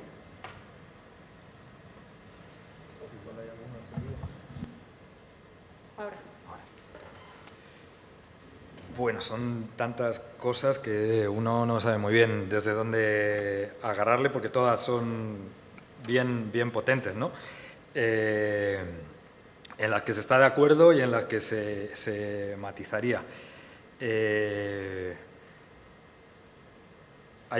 Es que me he acordado, según decías esto de cómo poner los nombres, ¿no? Cuando yo terminé yo no he hablado mucho tanto de mi parte de cómo he vivido yo en la universidad y todas estas cosas. Entonces, pero porque a uno le da un poco de pudor hablar de sí mismo, yo qué sé, le da un poco de vergüenza, pero yo recuerdo al acabar el doctorado aquí, o sea, por fin terminas tu doctorado y todas estas cosas y llegas al mundo de la precariedad académica, y el primer trabajo que tuve después de acabar el doctorado fue una beca de algo, no sé muy bien cómo se llamaba, en el Instituto de Migraciones, donde era un contrato que acabamos dividiéndonos entre 3 compañeros, ¿no? Un sueldo lo dividimos entre 3 compañeros, otro de los cuales está en esta sala también, ¿no? Intentamos vivir 3 personas de un sueldo bastante cutre. Entonces, uno sabe bastante bien lo que es la precariedad en la universidad de aquí, ¿no? Y yo estuve pasó casi un año desde que terminé el doctorado hasta que encontré el siguiente trabajo de investigación que realmente tenía que ver con lo que yo quería hacer, ¿no? Algo ha dicho al final Aurora que me ha llamado mucho, me ha recordado a John Law, este antropólogo británico, que habla de cómo uno elige el método porque, o sea, uno piensa el método de investigación, uno hace investigación como quiere vivir, ¿no? El método de investigación es una extensión de la vida, entonces depende de cómo tú pienses y quieras estar en el mundo y ser con el mundo, bueno, vas a pensarte tu posición epistemológica, metodológica, etcétera, etcétera, etcétera, ¿no? Y bueno, no sé muy bien por qué he dicho eso, pero bueno, creo que tenía que ver con lo que había dicho Aurora. Y el caso es que mi primer trabajo que me salió después de un año echando convocatorias y convocatorias y convocatorias y viviendo porque gente me ayudaba y yo ayudaba a otra gente, o sea, así tienes que soportarte con redes, si no, no hay manera de habitar este espacio, fue irme a Sudáfrica, ¿no? Y entonces la beca con la que me fui a Sudáfrica como investigador postdoctoral era en un departamento de investigación en Johannesburgo, en la Universidad de Wits, y ahí en ese departamento de investigación, que estaba formado por gente con una trayectoria larguísima de lucha contra el apartheid, o sea, gente que venía de trabajar con los sindicatos, con las mujeres, una gente que tenía muy clara la relación entre producción de conocimiento y acción colectiva, no lo tenía clarísimo. Entonces esta gente sacó una beca en la que durante 2 años era hacer slow sociology. O sea, esa era la idea, o sea, era durante 2 años, no tienes que desarrollar ningún proyecto, sino que te vamos a bancar 2 años para que reflexiones sobre tus prácticas de investigación, tu posicionamiento epistemológico, tu posicionamiento político, tus metodologías, ¿no? El nombre de la beca era algo así como explorar the interface between investigación y justicia social. ¿no? Esa era la idea. Entonces, eso existe, ¿vale? Eso existe. Existen espacios donde la gente no está hablando de que debería hacerse slow social science o lo que sea, sino que lo está haciendo, lo está poniendo en marcha, está buscándose las maneras colectivas de construir eso. Y cuando se acabó la beca en Sudáfrica, obtuve otra, que en este caso es una de las variedades de las Marie Curie, que era específicamente diseñada, era un programa hecho específicamente para trabajar con espacios de producción de conocimiento no académicos, ¿vale? Y en mi caso, entonces, elegí un movimiento social, una organización indígena en Perú que lleva 30 años haciendo afirmación cultural andino-amazónica y construyendo sus propios saberes desde sus propias epistemologías, sus propias ontologías, sin nada que ver con la academia. Entonces, eso también existe. Entonces, cuando yo decía mi punto 2, que era un poco borde, y lo entiendo, esto de la crisis es situada y las líneas de fuga también, y entonces decía, bueno, gran parte de lo más interesante que está pasando está pasando fuera, es porque yo creo que igual que hay una división internacional del trabajo, ¿vale?, con un centro y una periferia, hay una división internacional del trabajo académico, una división internacional de la producción de conocimiento, donde ha habido un centro y donde ha habido una periferia, y quienes estaban en la periferia llevan 500 años en la catástrofe. Nosotros estamos bloqueados porque la catástrofe nos llega ahora, ¿vale? Entonces, es bien interesante ver cómo en los espacios más de acá, generalmente se hace más hincapié en lo que no se puede hacer, ¿no? En lo que nos ata, en lo que no podemos. No podemos porque esto es un desastre, no podemos por la precariedad, no podemos por no sé qué, y no podemos porque estamos individualizados. Claro, en otros espacios llevan 500 años construyendo alternativas colectivas frente a eso, ¿no? Entonces están en una posición, en esa crisis catástrofe de las maneras de hacer conocimiento de la hora, están en otro lado, ¿no? Entonces yo creo que eso es bien interesante. Para mí la manera de intervenir aquí ahora, donde es un desierto y es una catástrofe, es la construcción de comunidad, ¿no? La construcción de comunidad al interior de la academia y con el afuera de la academia, siempre en diálogo con el afuera de la academia, pero fundamental construir comunidades de sentido, comunidades de afectos al interior de la academia que permitan ir caminando hacia otros lados, ¿no? Entonces, o sea, y yo creo que si estamos aquí Ángel Luis y yo es porque Aurora lleva años haciendo eso en la Universidad de Granada, por ejemplo, ¿no? Y yo creo que es algo que hay que valorar de manera clarísima. O sea, yo acabé sociología y prometí que no volvía a pisar una universidad en mi vida, y eso fue el siglo pasado, ¿no? Y luego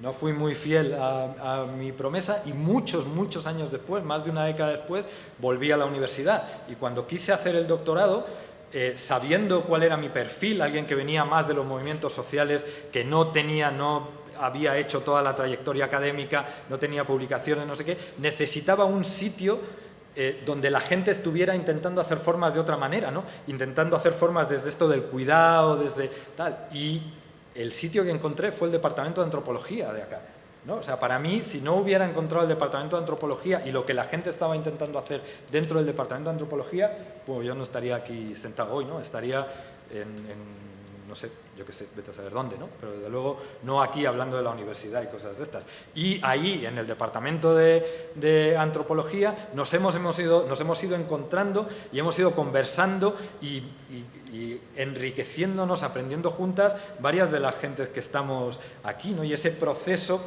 de construcción de comunidad yo creo que es central para los espacios académicos del norte global, donde ha sido absolutamente destrozada por procesos históricos que no vamos a hablar aquí, pero que ya os sabéis. Entonces, bueno, paro. Muchas gracias. Maribel, Sebastián, ¿os apetece intervenir? Venga, dale. Vale, sí. Mira, esta vez empiezo yo porque en un ratito tengo que ir a coger al peque. A veces esos cuidados se imponen. Pues mira, estamos pensando en alguna de esas palabras clave, estábamos dando vueltas que mencionamos cuando estaba resumiendo, creo, Aurora, ¿no? Y hablabas de la cuestión de repolitizar, de hacer una investigación lenta o incluso si no en silencio, con silencios, silenciosa. Cuidados, una investigación con cuidado, quizás no sobre los cuidados, pero implicando los cuidados. Estábamos pensando en una experiencia que nos ocurrió justamente aquí, hace 10 años más o menos, en un proyecto de investigación, hablando de cómo a veces surge esos trabajos colaborativos, este tipo de experimentación, casi accidentalmente, casi es una investigación accidental, y entonces tener como, no sé, cierta disponibilidad o disposición, no sé si epistemológica o metodológica, para embrace esas oportunidades que a veces no los puedes planificar y definitivamente no los puedes planificar en una propuesta para un proyecto de investigación en el Plan Nacional para 3 años, que todos sabemos que tenemos que fingir una planificación desplanificada. Perdón, acabamos de someter una propuesta. Estábamos reflexionando sobre una experiencia donde teníamos fondos, de hecho en ese momento, para hacer un trabajo de varios años sobre políticas de externalización de las fronteras, ¿no? Algo un poco así, de grandes estructuras, de cómo se mueven las políticas migratorias más allá de la frontera, bla, bla, bla. Vale, pues todo eso salió en varias revistas, gracias a los cuales tenemos ciertos contratos. Pero también teníamos la idea, estábamos militando con la red de Sin Papeles en ese momento. Las reuniones estaban, de hecho, en este espacio. No fue totalmente casualidad, Y lo que hacíamos de vez en cuando era como revolcar esa investigación a los miembros, no como para guiar el programa de la red, ni así, pero cuando había, por ejemplo, un bajón, que no estábamos pues, con una cosa contra deportaciones urgentes o un tema de redadas, cuando había como un bajón y estábamos como hablando más de cosas a medio plazo, traíamos documentos, a veces trabajo nuestro o simplemente documentos, mira, están debatiendo esta idea, ¿qué opináis? Porque hablan de vosotros aquí. Y era interesante porque muchas veces querían saber ciertas cosas y decíamos, bueno, pues vamos a hacerlo como parte de nuestras preguntas de la investigación. ¿Qué os parece? Hacemos una reunión para hacer preguntas y lo haremos a la Guardia Civil, la Policía Nacional, sobre por qué hacen estas cosas. Y dijeron, vale. Los burócratas europeos. Burócratas europeos también en Bruselas.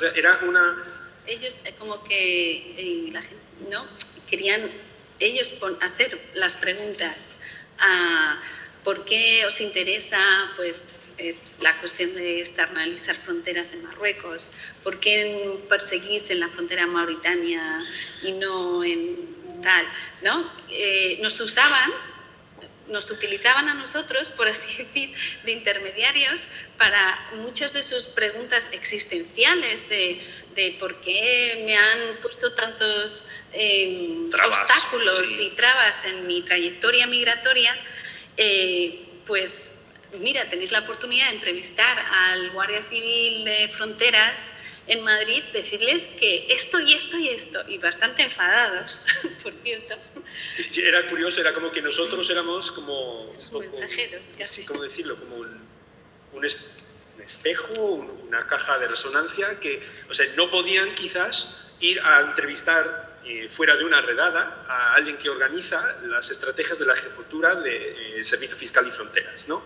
Pero a través de estos dos que venían con la etiqueta de gringos investigadores que participábamos en la red, dijimos, mira, preguntas sobre esto y esto. Y como, vale, pues vamos a rearticularlo así. Y era una cosa como espontánea y muy curiosa. Y lo decimos como un poco como que a veces en los proyectos de investigación que hacemos, con espacio, nos ha pasado con compañeros, como estás participando en un movimiento y quieres hacer una corrichaca o un participatory action research, diferentes modelos o ejemplos que has leído históricamente, y puede ser que en ese momento, en ese pico de movilización, no es lo que está pidiendo el colectivo. Tú puedes hacer tu propia investigación y hazlo de manera individual y no te sientes culpable en ese momento. Pero va a haber momentos donde tienes un proyecto individual y van a surgir estas oportunidades, como cómo aprovechar, tanto para el proyecto mismo como para el proceso colectivo, no porque quieren sacar publicaciones, pero porque quieren saber tal cosa, o Y, o quieren abrir una campaña sobre esto. Y es como, bueno, pues puede haber una sinergia casi inesperada. ¿Y cómo tienes esa flexibilidad epistemológica? Bueno, ¿dónde tengo que torcer un poco el proyecto o dónde tengo que hacer una cosa paralela? Y una cosa muy curiosa para nosotros, que acabamos aquí, o te lo paso después de este ejemplo, como parte de esto, enseñamos, de hecho aquí mismo, creo que fue, en una oportunidad entre diferentes, un periodo de calma así, los mapas que utilizaban centros de diseño de política migratoria basados en Viena y Bruselas, que luego nosotros veíamos que estos mapas los tenía la Guardia Civil, los tenía Frontex y diferentes agentes de política fronteriza europea. Y lo enseñamos aquí, diciendo, mira, aquí son mapas donde proyectan básicamente lo que dicen ellos, que son vuestras trayectorias. Y la reacción fue no intelectual, fue tan visceral, de enfado, de que estos de mentiras, es de tabúes, y dijeron, vamos nosotros a hacer nuestro mapa. Y es como, ¿sí? ¿Qué? ¿Cómo? Y él como, sí, vamos a mapear, y vamos a usar su mapa para hacer nuestro mapa. Entonces, con rotuladores, hacer un mapa. Lo repintaron sí. todo, reacción visceral, pero analítica, sí, muy sí. fuerte también, porque, o sea, de ahí salieron muchas verdades y bastante fuertes, ¿no? Pero algo muy inesperado. Una de las cosas que salió era, por ejemplo, que estaban hartos de hablar de migrantes y no migrantes. Y decían a la gente que eran los autóctonos aliados, etc., pon tus movilidades en el mapa. Y si no te has movido, pon que te falta mover, ¿no? Y era como, vale, pues todos nos ponemos. O jerarquías, por ejemplo, si alguien vino con un visado o un visado falsificado, otro en patera, otro era otro como, en avión. Claro, pues era como decir que había jerarquías de movilidades irregulares que afectaban la dinámica de la red. Es como, bueno, oye, estamos interiorizando las mismas jerarquías que nos ponen la policía que estamos intentando esquivar. O sea, ¿cómo vamos a retar esto en el colectivo? Estas cosas salían del mismo proceso, de esa reacción, primero quizás más emocional, visceral, de rabia, pero que luego volcó en un análisis bastante profundo. No sacó la red ningún producto, aparte de los mapas que quizás están aquí en el armario, de hecho.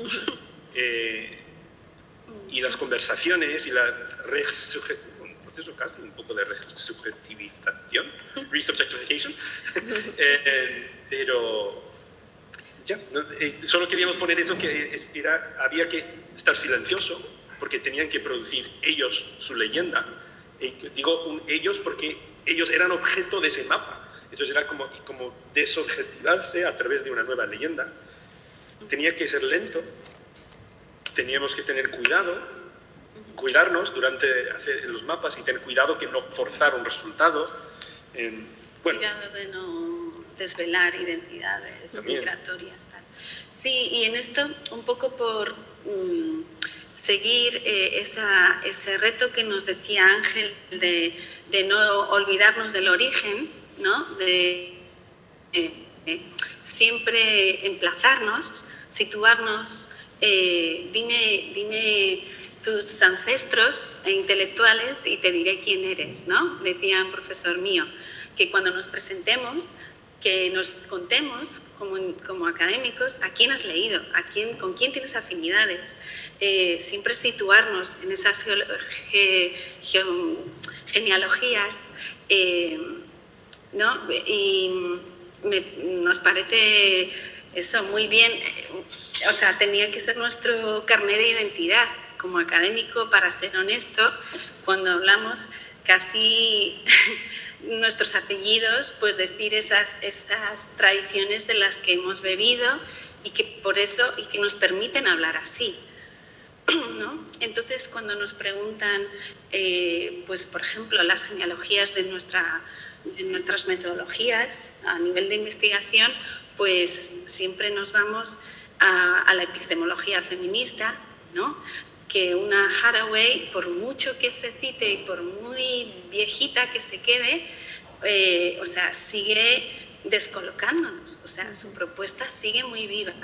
Y entonces siempre hay que seguir pensando cómo actualizar esa idea de la perspectiva que es totalmente parcial, pero al mismo tiempo totalmente objetiva, ¿no? Que ella dice, sitúate y desde esa parcialidad vas a generar un conocimiento muy objetivo en el sentido de potente y situado.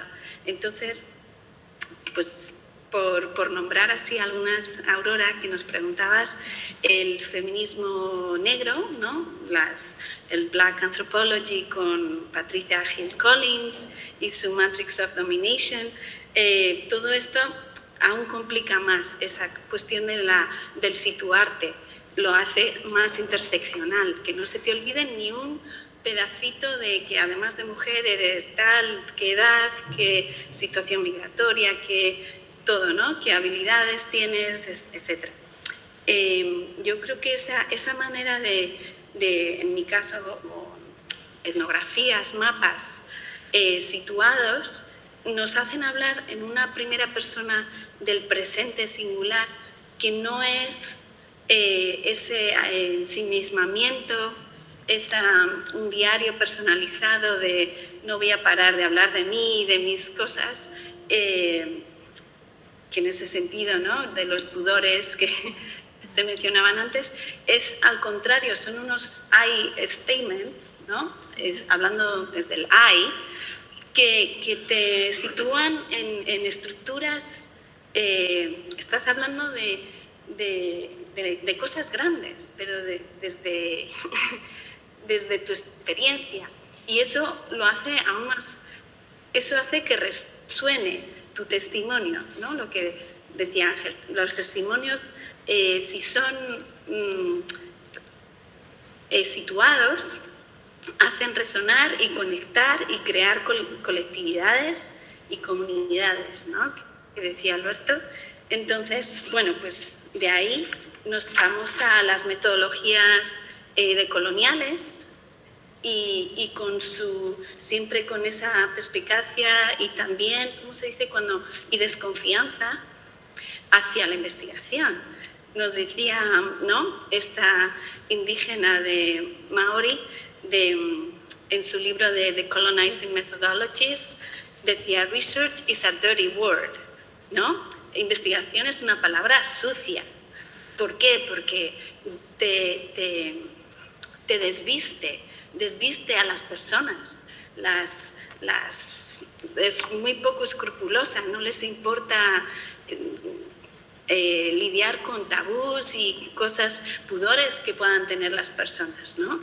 Entonces, desde esa conciencia de que la investigación es sucia, ha sido históricamente utilizada por los estados, por los peores, para hacer muchas cosas malas.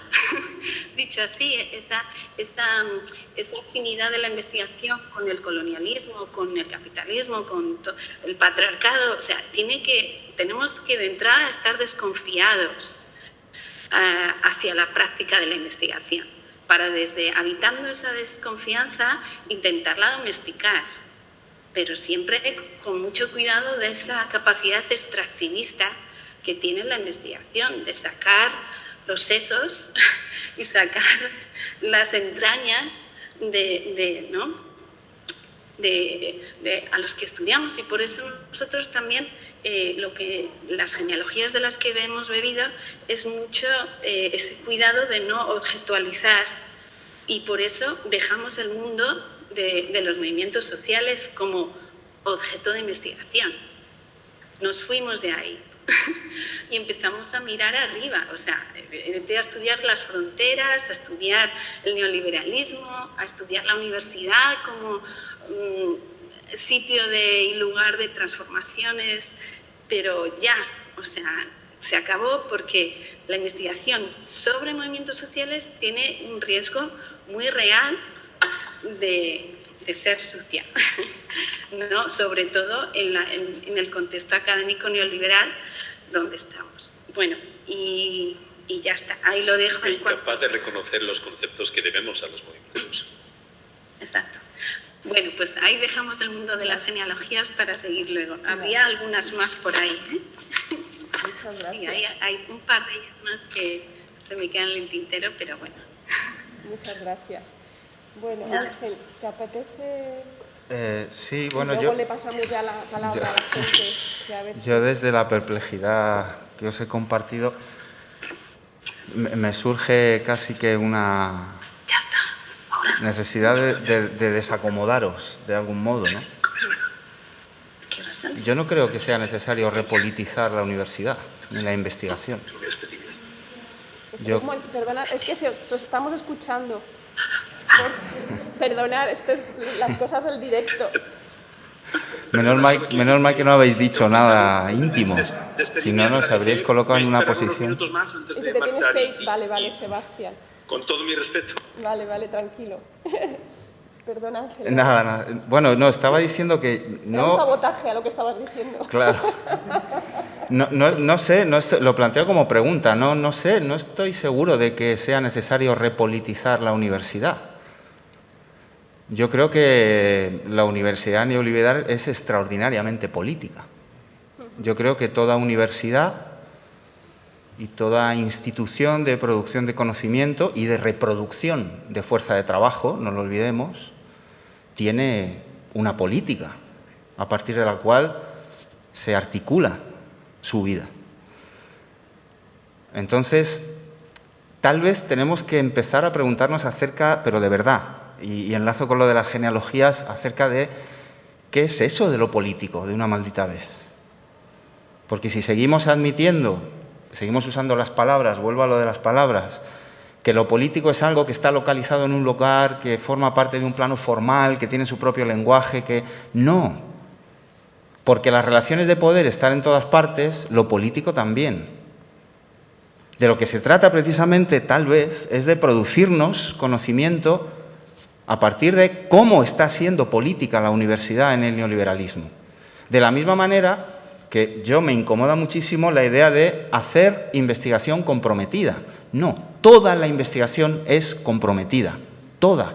Fijaros si es comprometida la investigación que han hecho los investigadores del laboratorio Pfizer. Mayor compromiso con la industria farmacéutica es imposible, no lo vais a encontrar. No hay mayor investigación comprometida y mayor política dentro del ámbito del conocimiento.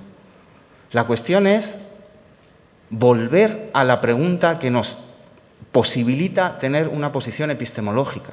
¿Para quién y para qué yo habito la universidad o yo participo modestamente de la producción de conocimiento?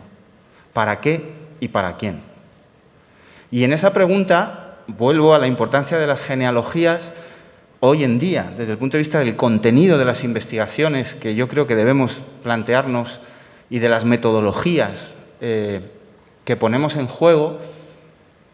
Siempre la genealogía, yo lo propongo como punto de partida, a modo de provocación, de la forma en la que yo lo aprendí acerca de la genealogía en la universidad, que la planteaba, por ejemplo, Nietzsche, ¿no? Que la genealogía era la pregunta acerca de cuáles son las relaciones de fuerza que producen los fenómenos que nos afectan. La pregunta hacia el origen no es una pregunta acerca de la esencia, que eso tiene unas connotaciones a nivel de identidad y demás. No es la idea de una raíz en sentido sedentario, de buscar el origen, no. Es la pregunta acerca de cuáles son las relaciones de fuerza de los fenómenos a partir de los cuales, si hablamos de la universidad, vivimos el hecho universitario o vivimos la investigación. O, si nos preguntamos por lo genealógico a partir de lo que yo aprendí estudiando a Foucault, ¿cuál es el régimen de verdad hoy en día? ¿Qué se puede y qué no se puede decir? ¿No? Y entonces, la pregunta que a mí me surge, la duda es, ¿pero verdaderamente se puede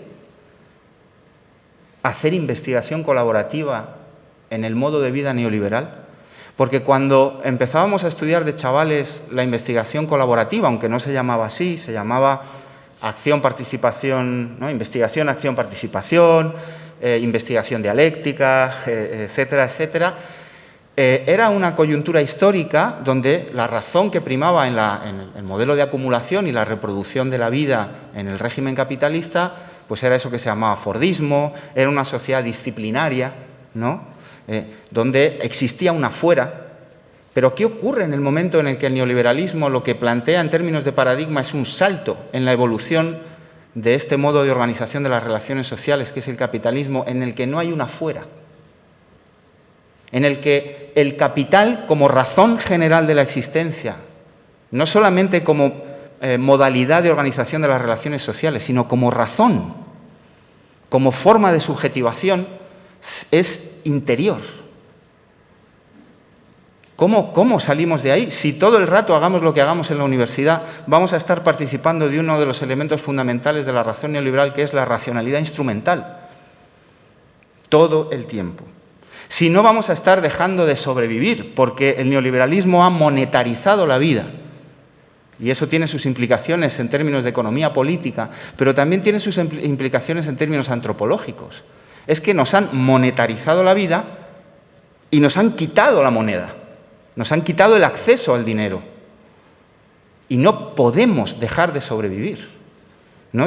Y eso en términos de paradigma es interesante, porque siempre se decía este binomio de, no, se ha pasado del dejar vivir a hacer morir, ¿no? Del poder soberano al hacer morir o dejar vivir. Pero bueno, eso era la tanatopolítica, pero ahora ya, no. Ahora estamos en una nueva modalidad de tanatopolítica, que es hacer como que se vive. Fingir que estamos vivos. Porque una cosa es sobrevivir y otra cosa es vivir. Una cosa es cargar con la vida, como dice Santiago López Petit, y otra cosa es vivir. Y no dejamos de sobrevivir, hagamos lo que hagamos. Yo no sé, no es cuestión ahora de que os haga aquí un psicodrama, ¿no? Pero yo es que no encuentro la manera de vivir. ¿Cómo voy a plantearme la manera de investigar desde la vida, si estoy en la supervivencia, si haga lo que haga todo el rato, aunque sea estableciendo una relación táctica con el hecho académico, tratando de situarme en un plano del etos peninsular como es la picaresca, o no, da igual, haga lo que haga, estoy reproduciendo la máquina, ¿no? Vivimos en una especie de nuevo barroco, ¿no? En el siglo XVII, en la península ibérica, la disidencia era imposible. Solamente se expresaba la disidencia a partir de dos elementos fundamentales, es muy curioso, que se definían como no políticos. La literatura, ¿no? Protagonizada, como explicaba muy bien Américo Castro, sobre todo por escritores de origen judeoconverso, o la mística. Pero la expresión política, por lo que entendemos formalmente como político, era imposible, como hoy en día. Yo no sé, como hoy en día, estoy muy de acuerdo con Alberto, en este lugar del planeta. Yo no sé qué os pasa a vosotros cuando tratáis de hablar de lo que nos está pasando con vuestro vecino o vuestra vecina. Pero yo encuentro que hay vida en Marte, porque yo vivo en Marte, ¿no? Yo no sé cómo hacemos con eso. ¿Verdaderamente la investigación colaborativa es posible? No estamos en un Half Nelson donde es imposible salir de la razón neoliberal.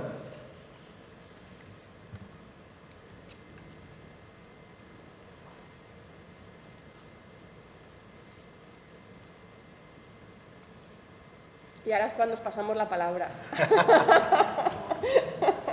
Y ahora es cuando le pasamos la palabra al público.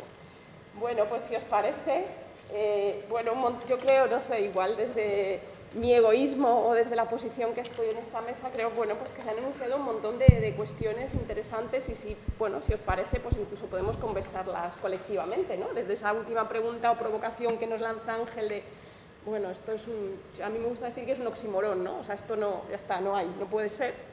Esta cuestión que nos plantea de lo de la vida y la supervivencia, ¿qué pasa ahí? Luego yo hay como varias cuestiones también que, me gustaría en un momento dado igual retomar para el debate, pero que me parece que resonaban en un... lo dejo ahí, porque si no enredo mucho y me apetece mucho poder también escuchar a la gente, a ver qué feedback por los tiempos, que sé que luego Antonio me mira y que nos echa. os devolvemos un poco la pelota con algunas de las preguntas o reflexiones, no sé qué pensáis, si algo de esto ha producido sin sentido, que era parte del objetivo, como habréis intuido, en fin. Sí, que tenemos como 20 minutos para intentar cuidar a la gente que nos cuida, que luego limpie todo esto. Sí. Entonces, en estos 20 minutos, bueno, reafirmo lo que ha dicho Aurora, han dejado como muchas cuestiones que seguro algunos que resuenan en la cabeza y que no sé si alguno de vosotros queréis compartir alguna punta, alguna cuestión, alguna pregunta incluso para la gente de las mesas.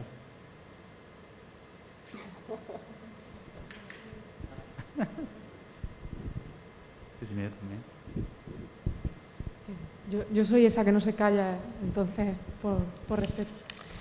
No es exactamente una pregunta, sino más bien como un comentario general que engloba todas las intervenciones.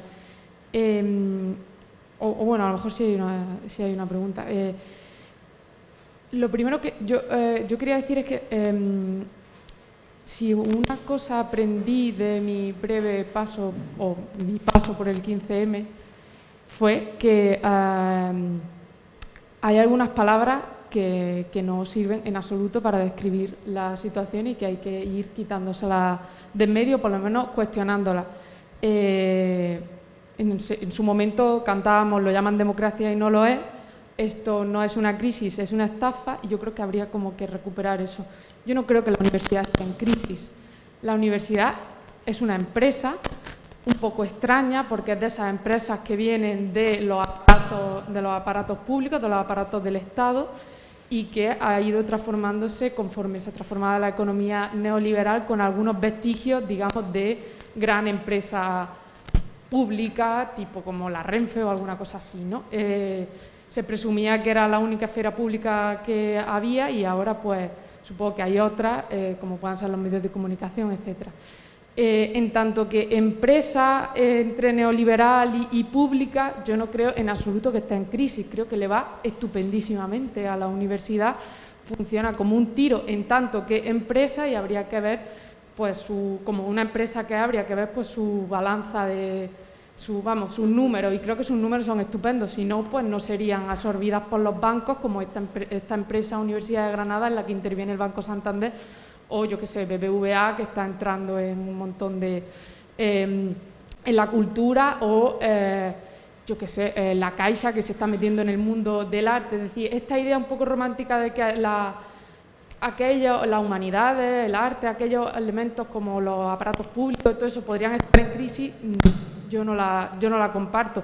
La universidad tiene, como hemos hablado aquí continuamente de pensamiento situado, pues habría que ver, al ser una empresa donde están los trabajadores, donde están los patrones, es decir, esa situación habría que ponerla, no a lo mejor utilizando un lenguaje antiguo, una percepción antigua, digamos, de una especie de marxismo medio muerto y todo eso, pero sí por lo menos no dejar nunca de pensar que es que esto es una estructura, y es una estructura económica, y creo que eso es a lo mejor lo que no se puede decir, ¿no? Que en un régimen de verdad, o de qué es lo que no se puede decir, pues a veces es que a lo mejor lo que no se puede decir es que la universidad es una empresa, o lo que no se dice continuamente, o lo que no tenemos en la cabeza, incluso los trabajadores que estamos dentro. Entonces, crisis y catástrofe para los trabajadores de esa empresa, pero a lo mejor nosotros somos los que estamos en la catástrofe, digamos los que estamos abajo, pero en conjunto pensar la universidad como un cuerpo compacto, sin estructura, sino ya de clases de tipo, es un error, y eso es lo que yo rescataría del 15M, tener muchísimo cuidado, ser maestros de la sospecha y tener mucho cuidado con las palabras, ¿no? Entonces, a lo mejor, junto a la crisis y la catástrofe, pues podemos pensar otras, o para quién, para no quedarnos ahí mirando a las medusas y no saber por qué hay medusas y de dónde vienen. Parece que cojamos varias, ¿no? Que escuchemos varias intervenciones, o preguntas, reflexiones, digo. Bueno, igual no hay ninguna más. Hay una... No sé si va. De hecho, hay una pintada ahí afuera, ¿no? Lleva años y años y no se borra, justo a la entrada del Hospital Real, que pone UGR igual a empresa, ¿no? Y eso nos recuerda que simplemente, bueno, no sé si la genealogía de la universidad es correcto esto, pero viene a sustituir los gremios, ¿no? Que es una nueva regulación de las empresas. O sea, en los fundamentos, ¿no? de la universidad está esta estructura de carácter empresarial. Quizás es que durante un tiempo parecía que no se podía nombrar así, ¿no? Que estaba mal visto, pero era otra manera de opacar, ¿no? Un origen, a lo mejor una genealogía, una posible genealogía. Y nos va bien. La cuestión quizás que resuena ahora en la catástrofe, ¿no? En relación a otras mesas, es hasta cuándo nos va bien. ¿No? Hasta dónde aguantan los números. Porque, bueno, no sé, estamos en una catástrofe ya no civilizatoria, sino como especie, ¿no? Y hasta cuándo nos van a aguantar esto. ¿Le van a aguantar a mi hijo? ¿Hasta cuándo? ¿No? Llega esto. Entonces, el qué, el para quién, pero ¿hasta cuándo?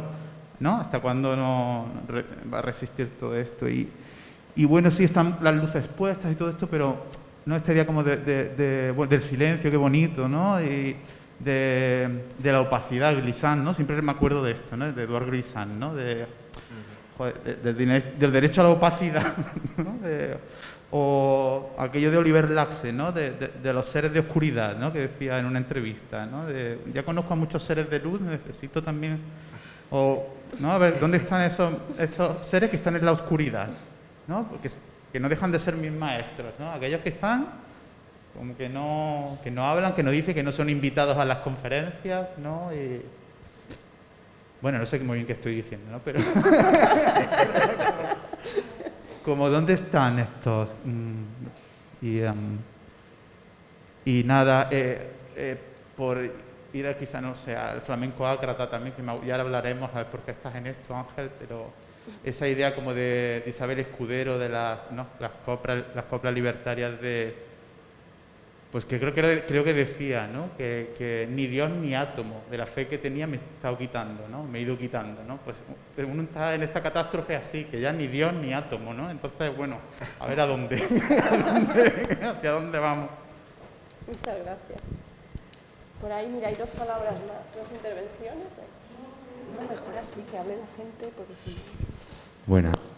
O el peligro de la condena, esto es que le gusta las cadenas, ¿no? También como dice Isabel Escudero. Yo soy Pedro, soy profesor de musicología aquí en la universidad y tengo que deciros que os llevo siguiendo la pista ya hace como un par de años o 3 con vuestros seminarios de pensamiento colonial y metodologías coloniales y hoy por fin os he escuchado y la verdad es que me ha volado la cabeza. Estoy muy contento de haberos escuchado en vivo. También como Antonio, esto de los flamencos y los hondos, ya hablaremos luego, pues también nos interesa mucho ese territorio. Hay muchos elementos que ya digo, que son muy estimulantes, pero me quedo fundamentalmente con 2. Cuando hablabas de Sudáfrica y de esa especie de apropiación de la producción de conocimiento por parte de la comunidad blanca frente al pueblo negro, claro, cuando hablamos de categorías de ese tipo, parece que todos los blancos son iguales y todos los negros son iguales, o son comunidades como homogéneas, o sea, blanco, negro, ¿no? Yo en ese sentido me pregunto siempre qué condición material nos atraviesa a nosotros. Aquí somos todos blancos, pero no somos todos de la misma clase social, socioeconómica. La condición material de conocimiento no es la misma. Y cuando nos presentamos en mesas así, solemos decir soy doctor en tal, soy doctor por cual, por Universidad de Granada. Claro, no es lo mismo decir Universidad de Granada que Universidad de Jaén, por ejemplo, no significa lo mismo. No significa lo mismo decir Universidad de Nueva York que Universidad de Granada, no significa lo mismo. Sin embargo, tampoco decimos, bueno, pues mi madre era limpiadora y mi padre camionero. O sea, no decimos eso. O mi padre era catedrático. No es lo mismo el acceso al conocimiento desde una posición reforzada y bastante reafirmada desde un padre catedrático o una madre catedrática, una madre menos probable hoy día, pero un padre quizás sí, que desde una condición económica en la que ha sido sujeto a becas constantemente y a ese apoyo público que, por suerte, por desgracia, a mí personalmente me ha llevado a ti. O sea, yo, fundamentalmente, el apoyo público de becas y de FPU y de cosas así, ¿no? Entonces, quiero decirte que sería muy interesante hacer un estudio demográfico de quiénes son los profesores de la universidad, quiénes son profesores de universidad hoy día, qué condición socioeconómica o qué condición material los sustenta y cómo han llegado a esas posiciones. Porque efectivamente protagonizan la reproducción del trabajo, pero la protagonizan desde una posición a la que le interesa esa reproducción de ese tipo de trabajo. Entonces, creo que eso también es importante preguntárselo, ¿no? O sea, quiénes somos y esa genealogía, yo también manejo mucho desde la microhistoria y desde la genealogía de la memoria y tal, también desde los flamencos.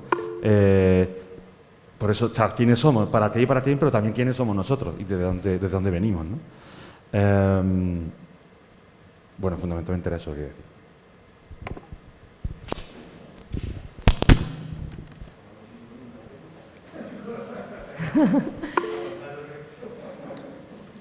Claro, era una conversación, ¿no?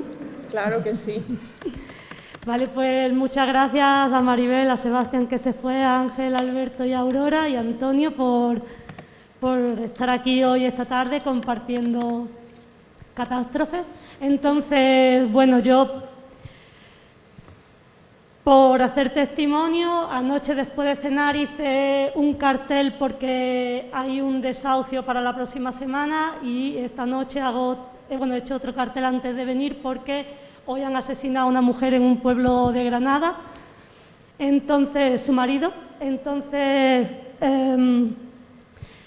me acordaba de esto porque cuando Alberto decía, bueno, es que donde hay movimiento, donde hay espacios colectivos, donde hay lucha, también la universidad es de otro modo. Y la sensación de imposibilidad tiene que ver con que, pues digamos, sobre todo a partir de 2014, como que hay un declive, ¿no? Y eso pues también lo notamos en el espacio universitario. Que aquí también hay luchas, que no solo son por el conocimiento, también están las limpiadoras, también están, ¿no? Como que a veces también se nos olvida que la universidad neoliberal también es mucha más gente, no solamente quienes estamos en la labor académica de producción de conocimiento. Y bueno, yo también pensaba antes que si hay un pueblo que lucha, hay una universidad que piensa. Creo que lo que más mola de la colaboración es cuando te das cuenta de que es que los pueblos luchan y piensan y que la universidad no hay afuera, entonces también forma parte de ese pueblo. Entonces, en la medida en la que se parece más a ese pueblo es que hay otras formas de hacer. Y como yo soy más vitalista que catastrofista, a pesar de que veo como una aceleración en el capitalismo de crisis tras crisis, ¿no?, hacia la catástrofe, también veo la posibilidad como de resistir situación por situación concreta, ¿no? Y creo que también me gustaría como un poco más como tomar ese impulso, porque si no, pues eso de escribir una comunicación para IBR por la mañana, por la tarde hacer un cartel para un colectivo activista, tal, es complejo si no creyéramos que ambas cuestiones van unidas, ¿no? Y bueno, era solo eso, que para mí como está tan articulado y tan imbricada ambas cuestiones, es que me cuesta pensar como esa separación. Pero es verdad que lo que falta es como mucha más gente pues está haciendo más cosas, porque la verdad es que eso, un desahucio, un asesinato machista, todo en la misma ciudad, eso sí que es una catástrofe y eso sí que es una aceleración de la crisis sin precedentes. Y ya está, gracias.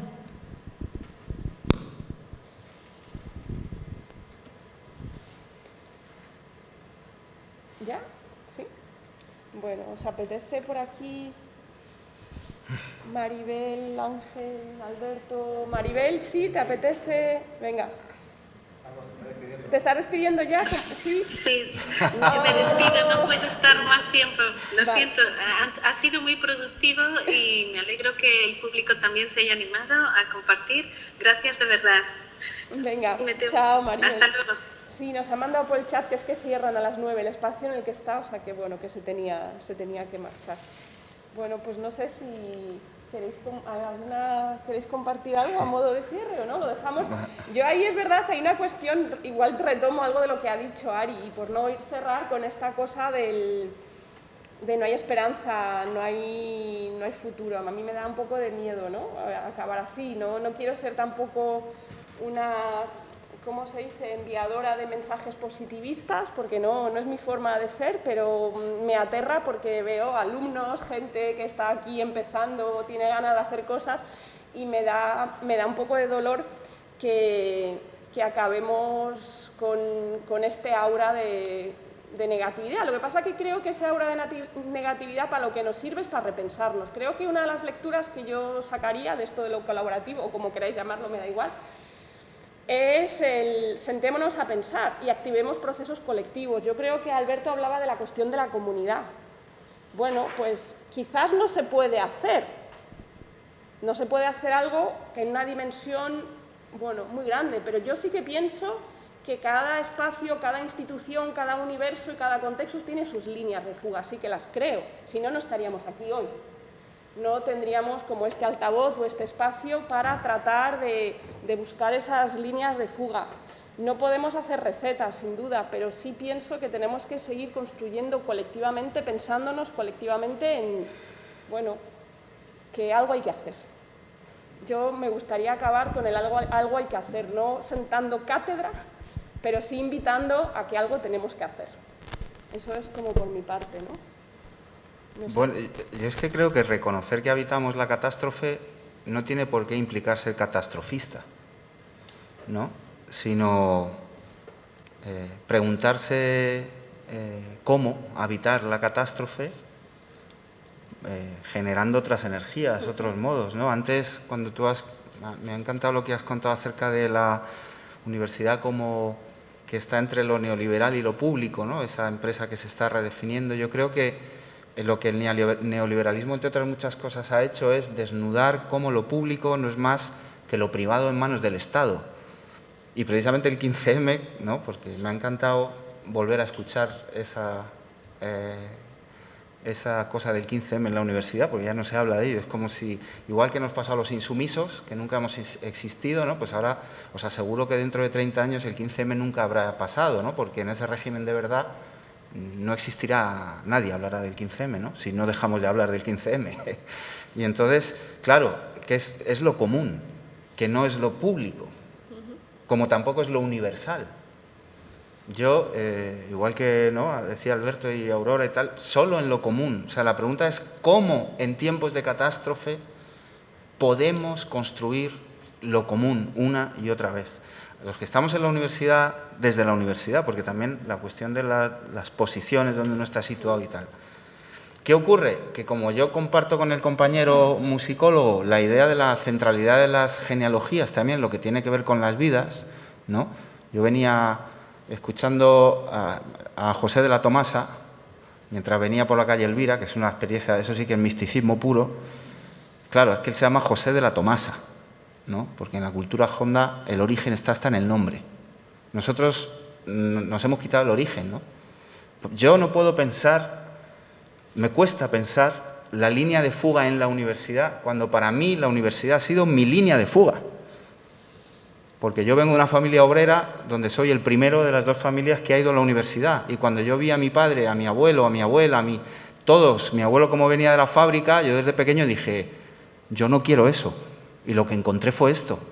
Mi línea de fuga es la universidad. Por eso también la desesperación es por lo que están haciendo con la universidad. Con todo lo compleja que es la universidad, ¿no? Ahora cuando Antonio decía, ¿no?, en términos históricos, claro, fijaos, miro a Alberto porque él ha estado en Perú y porque trabaja mucho en las cuestiones de coloniales. Una de las cosas primeras que hicieron los españoles fue fundar universidades en América, ¿no? Si no me equivoco, más de 700, ¿no? Una cosa verdaderamente espectacular, ¿no? No por casualidad, ¿no? Pero aún así todo, ¿yo cómo voy a pensar en la línea de fuga si para mí la universidad ha sido la línea de fuga? Y eso hay que decirlo más. Yo no sé, fíjate, para que veáis, porque me da un poco de miedo siempre que en este tipo de encuentros quedo como el que viene aquí a decir que no hay nada que hacer. No, no, sí hay mucho que hacer.